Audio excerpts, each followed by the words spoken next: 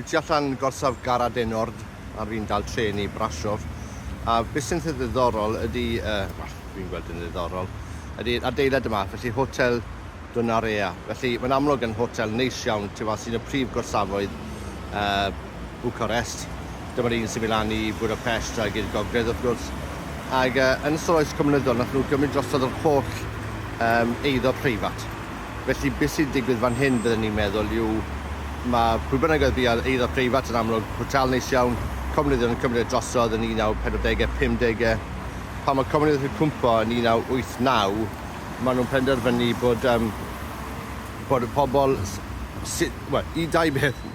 Un bod pobl oedd yn byw ar eiddo mreiddiol yn gallu cael yr eiddo yn ôl, sy'n swnio'n ffain, ond hefyd oedd pobl yn byw yn yr eiddo yn gallu perchen neu brynu falle stafelloedd o'n nhw wedi bod yn byw yn nhw. Felly, pan cymryd drosodd eiddo preifat, oedd pobl yn symud mewn felly stafelloedd o fewn y tŷ mawr, felly y palas neu'r hotel, a dyn wrth gwrs maen nhw'n cael hawl. Felly fan hyn, siŵr fod mae rhaid i bod ers 30 mlynedd nawr, pwy sy'n byw ar adeilad, a beth maen nhw'n gallu gwneud y fe. Wrth gwrs, mae adeilad wrth nesaf, dwi'n gwneud lan yn neis, a lawr y Gwesty stryd maen weddol gall maen amlwg bod yn gallu sortio na mas.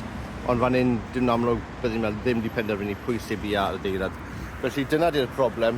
A mae hwn i weld ar draws Bwcarést, mae 10,000 o eiddo sy'n dal ddim wedi sortio mas pwy sy'n byw ar eiddo.